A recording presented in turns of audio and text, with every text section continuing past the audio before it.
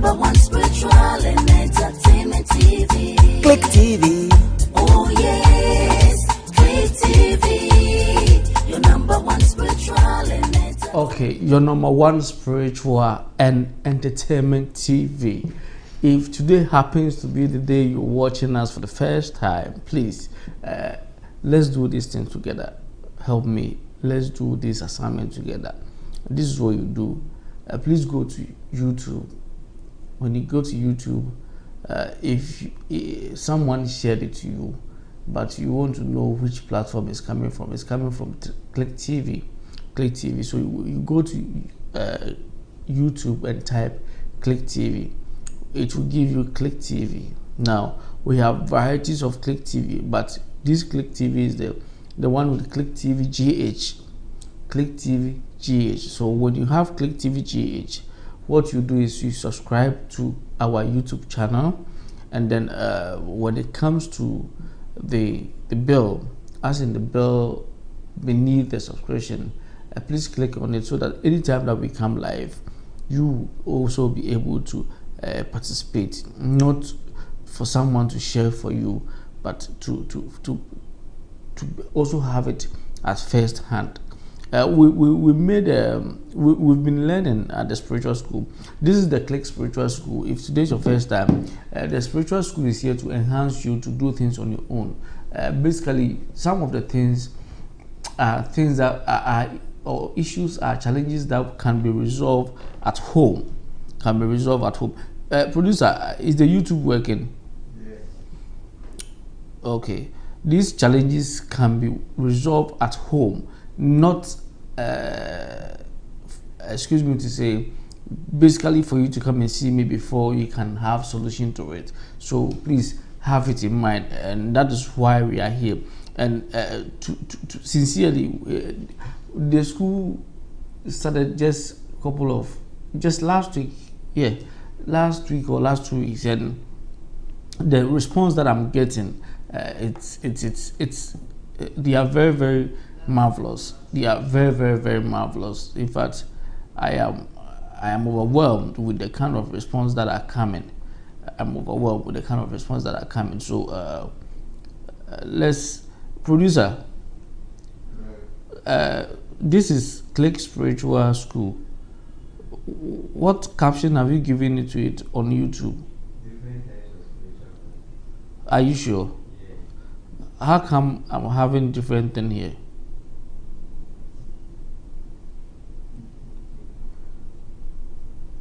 Okay, all right. So it's a school, and everything has to be in order. It shouldn't be. There shouldn't be mistakes. Everything has to be rectified as soon as possible. Now, what we are discussing is for you to know the different types of spiritualism that we have. In the world. When I talk about these different types of spiritualism, it is not only Ghana or Africa, but worldwide. So basically, most of you are doing very, very well when it comes to the classroom.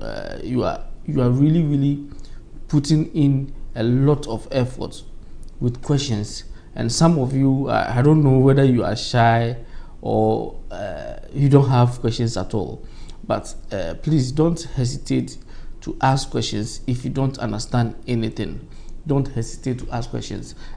Yesterday, let's do a little bit recap of what we studied yesterday in terms of the different types of spiritualism that we have in the world. I made mention of the traditional spiritualism,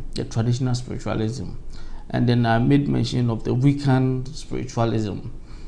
We did mention the green spiritualism, or the green ritual, or the green wizard, which also comes to the same spiritualism. We made mention of the kitchen spiritualism, whereby you use things that are found within the kitchen for the spiritual purpose. Okay, you use things that are found within the kitchen for spiritual purpose. So we made mention of that one as well.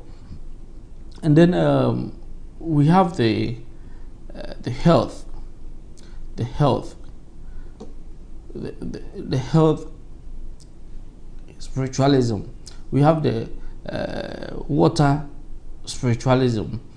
We have the cultural spiritualism. We have the eclectic spiritualism. We have the secular spiritualism. We have the air spiritualism. We have the cosmic spiritualism. Okay, we have the cosmic spiritualism. So basically, those are the ones we mentioned yesterday. And then we have the crystal spiritualism. That is where we'll be starting today's lecture from. Crystal spiritualism. I believe we all know crystals. Producer, can you display crystal on the screen for me, please, so that viewers will be able to know what we are talking about? Crystal. Do you have crystal anyway? You don't have crystal? Okay. Now, for those of you, if you know the diamond, okay, diamond is another type of stone. Okay, crystals are in the form of stones. They are in the form of stones, or certain precious stones can also be termed as crystals. Let me put it that way, so that you, the beginner, can understand the whole subject. You can understand the whole subject. So basically, crystals can be used in other forms of spiritualism, but those specializing in the current primary focus on crystals as conduct for their spiritual practice. Almost everything these spiritualists do in their practice, it involves crystals in one way or the other. They make sure crystal never mix in their formulas. Okay, they make sure crystal never mix in their formulas. They can meditate with crystals, use them for healing, or use them as talismans. They can also use crystals in their altars or as offerings. When you go to the Jewish, okay, they can buy precious stones as much as $12,000, $30,000, and use them within their working environment. Ask yourself, how many people will be able to purchase a precious stone with the tuition behind it, that when you have it, it will make everything that you are doing successful. Okay, it will make everything that you are doing successful. Most people don't even think about it at all. They don't. Now, with crystal, with the relating spiritualism of crystal to earth, okay, to earth, since crystal comes from earth, it is always considered as the earthly spiritualism. So if you hear someone talking about the earthly spiritualism, he or she is referring to crystal spiritualism. Okay, let's go to the next one. The next one is the draconic spiritualism. This is common in the Chinese or the Japanese parts of the world. The dragon spiritualism work only with dragon energy. They call on dragon spirits by invoking or evoking them in performing formulas to work with. They do draconic meditation and even astral traveling to encounter spiritual entities that embody dragon spiritualism. Dragon spiritualism always work closely with their own kind, with whom they connect on spiritual and the practice of their levels. So anyone with a draconic practice, make sure that they are in close relation with someone who is in line with whatever that they are doing. So please have that in mind, students. And then we have the elemental spiritualism, or the elemental spiritual practice. These practitioners use all the elements and effectively incorporate them into their work. That is, they use any or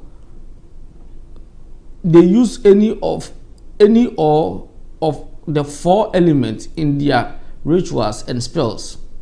This spiritual practice tend to draw power from the air, fire, earth, or water, and utilize their energies to effect change in mankind. Okay, so those who maybe you hear someone talking about elementary, I use elementary spirit, I use, what they are talking about is if someone is using elementary spirit and they tell you, don't be, as a student, don't be overwhelmed that what is elementary. It is basically referring to spirit that relates with air, spirit that relates with fire, spirit that relates with earth, spirit that relates with water. So have that in mind. And then we have those who also use fairy. I always talk about using fairy in most of the formulas that I do, like those who come to see me one-on-one, activating whatever that I do for you. Most of them I use fairies. So I create the avenue for them to be closer to me. Make sure what they like. Can you display fairy for me, please, so that they can understand what I'm talking about? Yes, these are fairies are like flies. If you don't take time, you might think they can grow big. Okay, they can expand to be the normal human size, or to be even giants, but in their normal size they are like insects. So if you are not careful, you might not see them. And where they are mostly found around the human body is our ears. They are always whispering into our ears when they get closer to us. Now, this type of spiritual practice is basically using the powers from fairies. Practitioners will have fairy gardens outside their homes. In all their work, they call on the spirit of the fairies and their kin.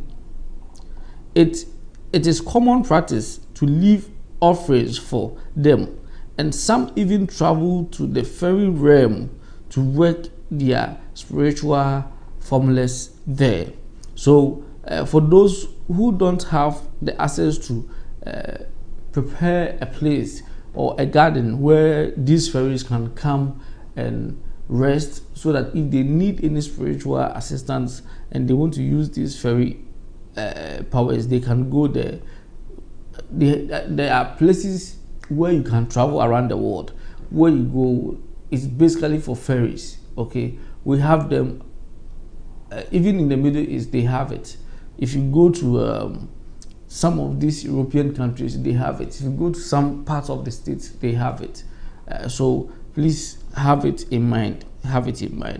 This spiritual practice can work in both realms, and hardly ever do any spiritual without the fairy assistance. So anyone who rely solely on the fairy energy, or the spiritual energy coming from the fairies, there's no way they can, if they work solely with these fairies, there's no way they will do anything without the assistance of the fairy.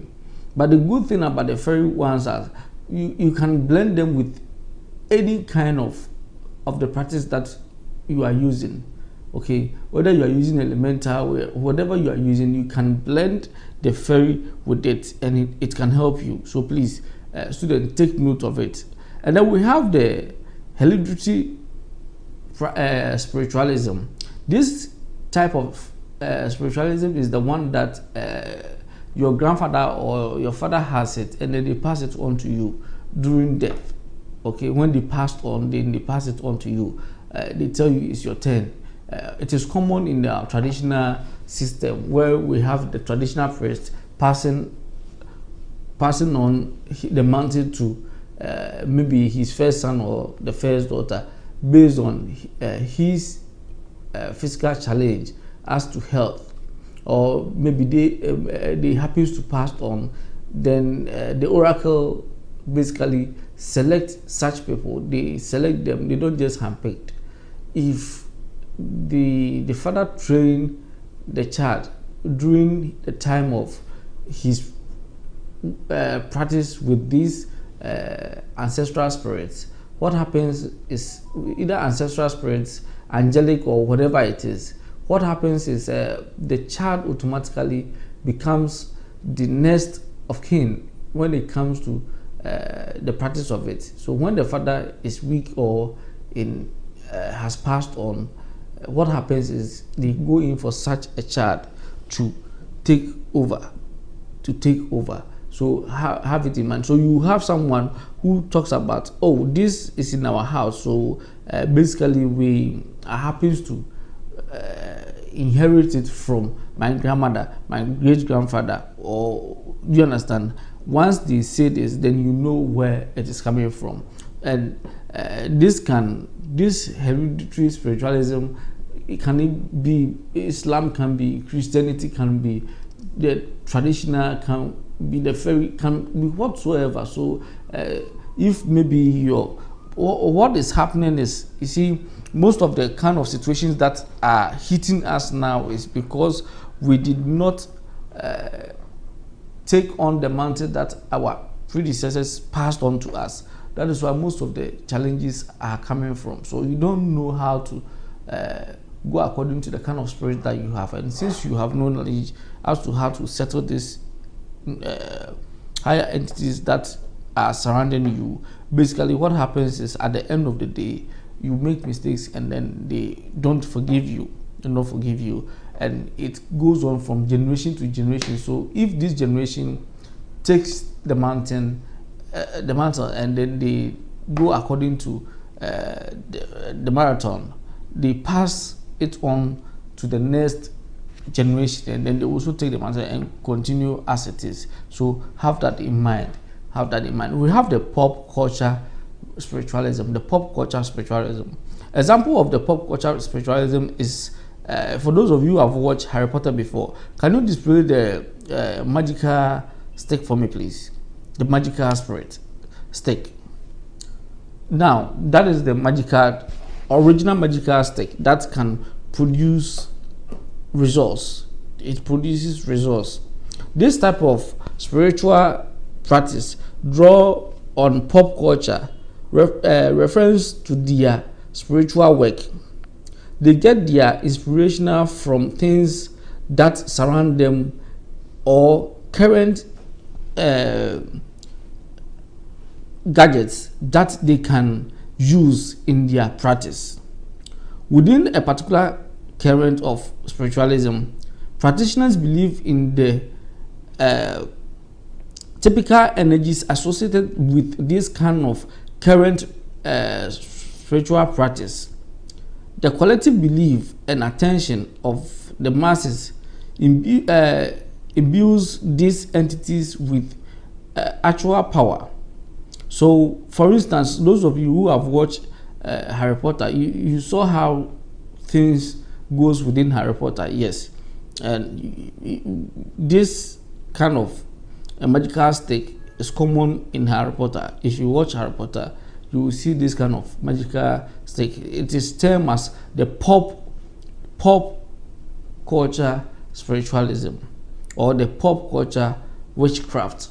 Okay, meaning you masterminding what is current and how you can go about you doing things in the current way. So please have that in mind. The next one that we are looking at is the sigil spiritualism. the sigil. The sigil is the practitioners of sigil witchcraft use sigil in every aspect of their spiritual practice. A sigil is a symbol, a representation of one's intent. They use any form of sigil, including some simple drawing of a piece of paper or on a brass or gold. Okay, if they want to have the best out of it, they use silver or gold. Pieces of paper and other ones are normally not effective for them. Those who practice it in the higher hierarchy, they don't normally use that. Or very complicated sigils requiring spiritual tools like incense or candles. So the kind of tools that goes with these sigils are incense and candles. They goes hand in hand with them, and oils. Okay, all their energy is focused on one sigil, one single sigil. Sigil spiritualism can be a very powerful and quick form of spiritual practice. There are many ways to make sigils, and every practitioner will refine their techniques to suit their personality. It is becoming a more popular form of spiritual practice as sigils are becoming easier to find. Now, the ways you can find sigils and other are based on the kind of teachings that surrounds us. The kinds of teachings that surrounds us can give you these sigils. Okay, can give it to you when you, for instance, today, if you go to Bishop teachings today on he has started a certain series. If you check that side where he's discussing sigils, you understand the practice of it. If you are using sigil for spiritualism, how it is or how it works. I've discussed that one too as well, whereby you mention the name of the angel associated with that symbol, and then you go according to it. So take note of that. And it will go a long way to help you. We have the spirit spiritualism. When we talk about spirit spiritualism, what do we mean by spirit spiritualism? This is often different practice of spiritual activities, whereby spiritual energies that are called upon are past spirits or past people, past living beings like you and I. We passed on, and based on our good works, we become spirits. Okay, we become spirits. How do we become spirits? When we are going through the ancestral process. The ancestral process is when you are going through the reincarnation process, whereby you move through the reincarnation process to the point where you can come back on this earth as a reincarnated.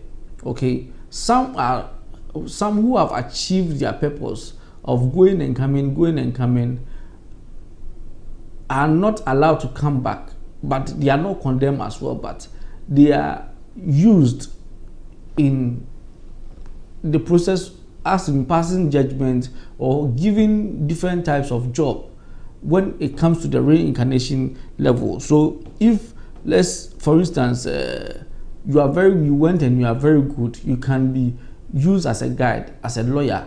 All these lawyers and guide and protectors, they are all they've lived on this universe before they passed on, and then based on their hard work as they've been going and coming, they were passed on. So when you are calling on such spirits, they are there. Okay, they are visible and they can come. That is why most of our ancestors will pour libation and mention names of the past one. Well, they don't know which of them is alive or not. I hope you understand. They don't know which of them is still with us or on the other side. So they mention their name, and any of them that is alive comes in their aid. And some also do call on other spirits, such as angelic ones. They call on the marine spirits. They call on so many of them in the name of spiritualism or spiritual practice. Okay, they call upon them. So don't be surprised if you come across any of these. There are so many. This is where we will end today's lectures on. We are ending our section on spirits and the different types of spiritual practice. Different types of spiritual practice. I've mentioned a couple of them to you. Because we have English and then the tree section, what we do is we'll give you the English and then we'll give you the tree as well, so that in the classroom those who don't understand the Ghanaian language can also fit in as well. Now, if you want to meet me one-on-one, it's at Movenpick. Please, you can call the number on your screen if you are in the diaspora. If you're in the diaspora, you can call the number on your screen and request a session with me. They will book you and tell you when you can meet me. You can meet me, as in me being at where you are or in Ghana. So please mark it and save the number. If you want to meet, at the moment my location is in Ghana, so if you want to meet me, you can meet me in Ghana. May the Creator guide you, and if you don't understand anything, just raise your hand in the classroom and I will answer you according to the kind of question that you ask. Don't be shy. Just come forward and ask your question. If you have issues whereby you need solutions to them too, you can bring them up and we'll resolve. I will give you solutions as to how you can apply to them. May the Creator guide you and see you through. God willing, Friday will end the different types of spiritual practice that we have in the world. Then we'll continue again with another session which will go a long way to help you. So as I've given you, I've hit them one after the other for you. Please jot them down and it will go a long way to help you. See you on Friday. This is where we bring the English version to an end. Thank you. TV.